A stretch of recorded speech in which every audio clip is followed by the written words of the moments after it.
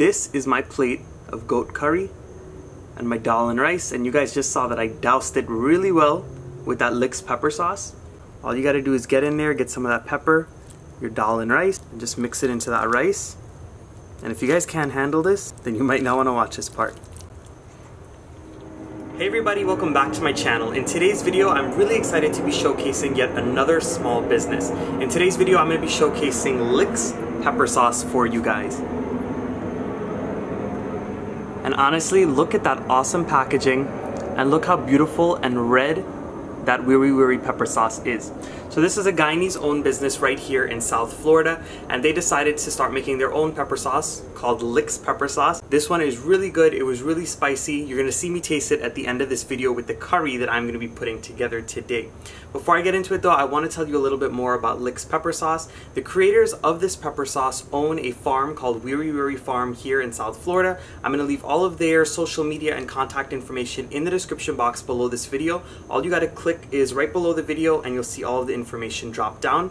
Make sure you get in contact with them to order your pepper sauce and also to get some fresh peppers or herbs or whatever other items that they're selling. Just contact them and they've got you covered. So in today's video, I'm going to be making a goat curry. You guys know me, my favorite curry or meat curry is goat curry. So I'm going to be trying it today. And since goat curry is supposed to be very spicy, I'm going to put this LIX pepper sauce right in the goat curry and then serve it on top as well. So stay tuned to see how I put this together. Alright guys, so we're going to be making some goat curry today, as I said before. So we want to start off with our goat meat first. I have my goat meat that I washed, removed some fat off of it. And honestly, you clean it as per your liking. I like to go on there with some salt and some flour just to get any of that rank water off of it and that sliminess.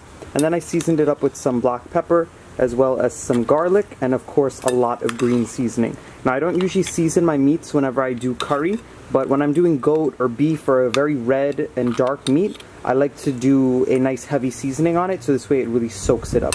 So we're going to start the cooking process. I let this marinate for about an hour beforehand. If you have longer time, go ahead and do that. If you don't have any time, you don't have to marinate it. So I've got my curry heating up on a high heat at this point, and we're going to start to steam our goat. So I want to go in with just a little bit of oil. You can use any type of oil, and we're going to go straight in with our goat meat.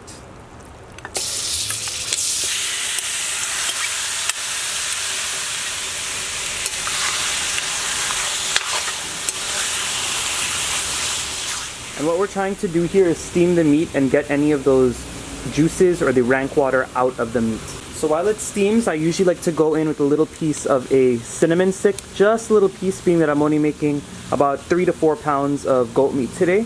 And I'm also going to go in with a few bay leaves. This is going to add a really nice flavor.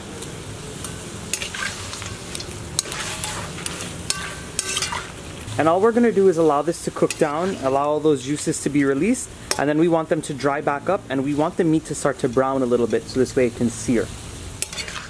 And before we get started, I wanted to show you guys the star of the show, the LIX Pepper Sauce. And as you guys can see, it has a beautiful bright red color. That's because the peppers were nice and fresh. I already gave it a quick little taste and it is really, really spicy. But being that this is goat curry that we're making, we wanted to have a nice kick to it anyways. So we're going to start to mix our curry paste, and instead of using fresh pepper, I'm going to be using the LIX pepper sauce in it today. So in my bowl here, I have my curry powder, I also have my masala, and I have my ground jeera. If you want a homemade masala video using my family's recipe, I'll have it linked in the description box down below. And of course I have lots of garlic that I've crushed up really well. So I just want to apologize if any of you guys are hearing any background noise. I am outside, so you know, we have some fans going, the leaves are rustling, all that kind of stuff. There's cars going around, so you're just going to have to bear with me. So we're going to start to mix our curry paste. So I have my pepper sauce here. So what I'm going to do is I'm going to take a little spoon, and I tasted it. It is pretty hot, so I don't want to add too much to make it like crazy hot, but I would say about a half a tablespoon to begin with, or actually I'll go in with a full tablespoon. And then I'm going to go in here with some water. I'm going to mix my curry paste really, really well.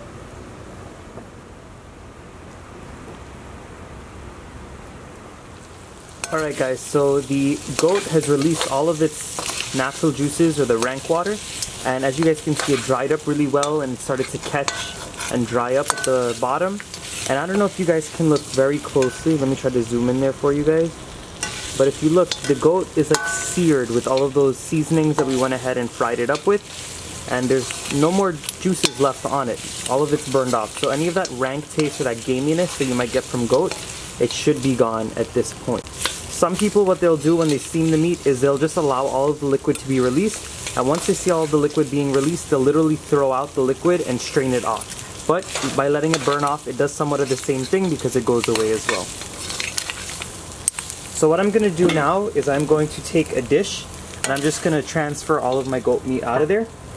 You can use a small tray or you can use a bowl, whatever you have on hand. And just look how nice that goat meat looks. Nice and browned up, and it's going to cook so well with our curry paste. So once you've removed your goat from the pan, you're going to see all of these nice little brown bits. We're going to start to pick those up a little bit, and we're going to start to fry up our seasonings. So we're going to go in with some oil, and I'm going to go in straight away with some sliced onions, some chopped pimento peppers, as well as some scallions. The pimento peppers are optional, but I really do enjoy putting them in all of my curries and my foods. So I'm going to add those in.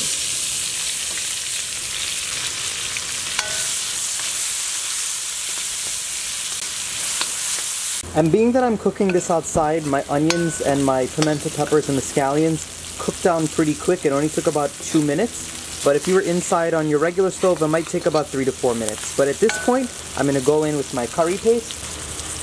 And remember, this is our curry paste with the curry powder, the masala, the garlic, the ground jeera, as well as the LIX Pepper Sauce.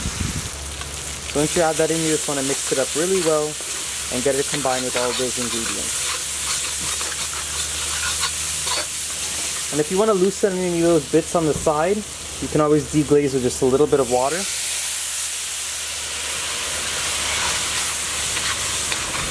And we're going to cook this for about 5 to 6 minutes, or until that curry paste dries down and all of the oil is released from the spice mixture. And while that curry mixture is frying up, you want to make sure that you go in with just a little bit of salt so we can start flavoring up this dish really well. By adding in the salt now, I always find that the curry has such a well-balanced flavor. We're just going to stir all of that up, and we're going to allow it to cook.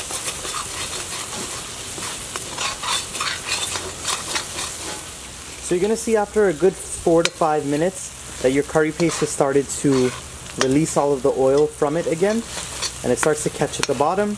You're also going to see that this entire mixture dries up really well and everything cooks down. So at this point, we're ready to go in with our steamed goat meat. So I'm adding in all of that goat meat. And we're just going to bunjay this goat meat for only about 2 minutes, and the reason being is because we already steamed it, so there's not much more liquid for it to be released. So this will bunjay or cook down very, very fast. And before I allow it to fry up, I want to go in with just a couple more pieces of onion. I cut 1 onion in total, and I just saved a little bit of it. I find by layering it in, you get a better flavor in the end. So we're going to continue to stir this around and allow those onions to cook down and this to dry up a little more, and then we can add in our water. Honestly guys, this is one of those instances where I wish we had smell-o-vision, because as this meat is bunjaying and searing down with all of those spices, the smell is just honestly ridiculous. It's amazing. It smells exactly how my grandmother's house smells when she's bubbling a pot of chicken or goat or whatever kind of curry. And honestly, what it reminds me of is when you're cooking for like big backyard parties with the big pots of curry and stuff. It's reminding me of that. So I'm really liking the smell. I know it's going to taste amazing. Alright, so this goat has been bunjaying with all of the spices for a good 5 to 6 minutes. It really didn't need that long because it already released all of its juices. But as you guys can see, it's sticking really well. That's lots of flavor at the bottom. And it's smoking up. So we're going to add in some water at this point and cover it.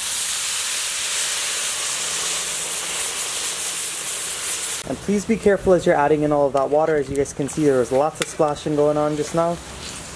Try not to have kids around, especially when you're doing this outside with the gas stove.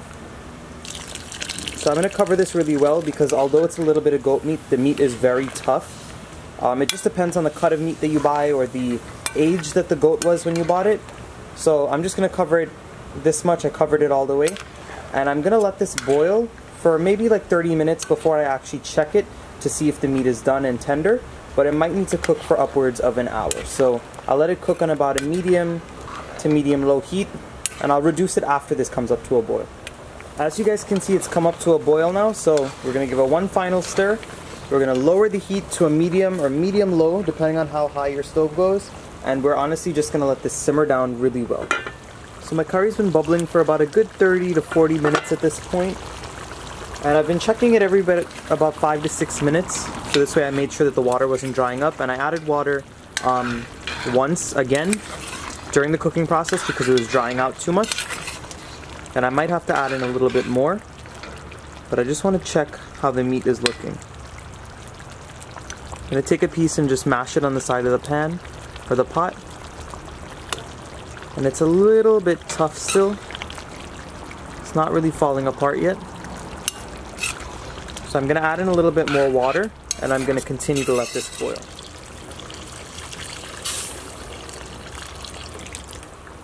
Alright guys, so the goat has cooked for quite some time now. It took about an hour to cook, and it's not super tender, it's just getting to where it needs to be. It just so happens that the goat is really tough today. Sometimes it's not like this, sometimes it is like this. But what I'm going to do now is I'm going to go in with my potatoes, and I'm going to let those cook. And once my potatoes finish cooking, then the entire goat curry will be done. And I'm only going in with 2 potatoes today, 2 small potatoes that I've cut in half. And once you nestle those potatoes in, you're just going to cover it again and allow them to cook for about another 10 to 15 minutes or until the potatoes are cooked through. Alright, so my goat curry is all done, and I'm going to go ahead and take it off of the heat, and I'm going to serve it up. The meat is nice and tender, and my potatoes are done cooking as well. Alright guys, so here is the finished product, my goat curry with my dal and rice that I have to serve it with. If you want a really good dal recipe, I've got it on my channel already. And of course the goat curry, you saw me put it together, and with that LIX Pepper Sauce, it was absolutely amazing. So being that this video is all about LIX Pepper Sauce, I'm going to go ahead and put some on my plate as well, as if the curry wasn't spicy enough, but I know it's going to taste really delicious with it. So I'm going to go ahead and drop a few bits all over my dal and rice, and just a little bit on the curry for good measure. Alright, so this is my plate of goat curry and my dal and rice, and you guys just saw that I doused it really well with that LIX Pepper Sauce. And a lot of you guys have asked me if I know how to eat with my hands. Of course I know how to eat with my hands. So I'm going to go ahead and give it a try for you guys. All you got to do is get in there, get some of that pepper, your dal and rice, take a piece of that goat meat, and look how nice and tender it is. Looks absolutely great. Get a piece of aloo or some potato and just mix it into that rice. And if you guys can't handle this, then you might not want to watch this part.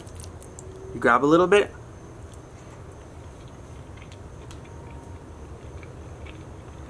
Wow. This goat curry is really good. Perfect kick. And that pepper sauce is just not a regular raw pepper sauce. It's got some nice flavors going on, and it really added to my curry. So it made it spicy, and then dousing my plate made it even better. If you guys are lovers of spicy food, make sure you leave a comment down below and let me know if you like spicy food. This right here is so good. So again guys, if you want to get some Wiri pepper sauce, some fresh small batch pepper sauce, then go ahead and contact them. I'll have all of their information in the description box down below. As you guys can see, I'm crouching. I'm too tall for the camera here. But yeah, please check them out. Support a small business. As I always say, support somebody's hustle so this way their dreams can come true. I want to thank them, all the people over at LIX that created this pepper sauce, for sending it to me. And I might need to put a little bit more on my plate, but I'm going to go finish enjoying my goat curry here. This is some good stuff. So if you guys enjoyed this video today, please go ahead and give it a nice big thumbs up. Subscribe to my channel if you're not subscribed yet. And if you click that little bell notification icon, you're going to be notified every time I post one of my newest videos. And of course, you got to leave your comments down below so I know what to cook next. I'll see you guys again very soon. Bye everyone.